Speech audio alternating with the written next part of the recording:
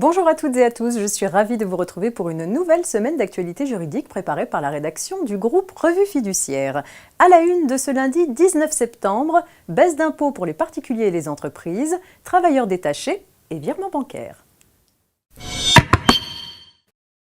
Dans le projet de loi de finances pour 2017 qui sera présenté le 28 septembre prochain, seront inscrites une nouvelle baisse de l'impôt sur les revenus de 2017 et une diminution du taux de l'impôt sur les sociétés. Concernant les ménages, ils bénéficieraient d'une réduction d'impôt sur le revenu de 20% sous condition de revenu. Cette réduction d'impôt concernerait tous les contribuables célibataires, divorcés et veufs ayant un salaire inférieur à 1 700 € net par mois. Ce montant serait doublé pour les couples et majoré en fonction des charges de famille.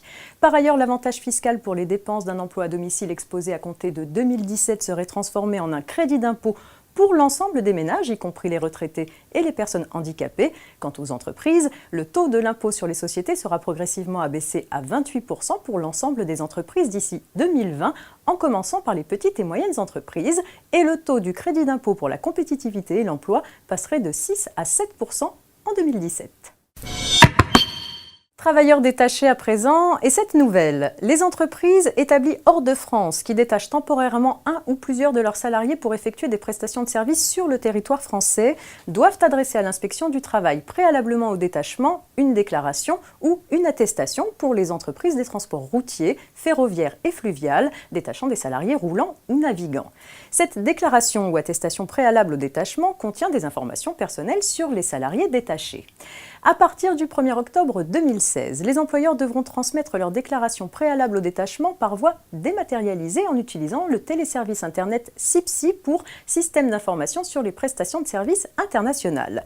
Les entreprises de transport auront l'obligation de télétransmettre leurs attestations préalables au détachement de leurs salariés roulants ou navigants à partir du 1er janvier 2017. Jusqu'au 31 décembre 2016 inclus, les formulaires d'attestation de détachement peuvent être téléchargés sur le site internet service-public.fr ou sur le site internet du ministère du Travail, travail.gouv.fr.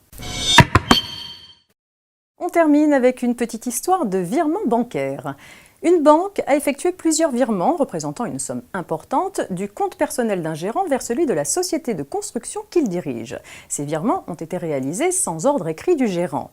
Malgré ces virements bancaires, la société a été mise en liquidation judiciaire. Le gérant ayant contesté avoir donné des ordres de virement, la banque lui a remboursé la somme correspondant aux 2 derniers virements effectués.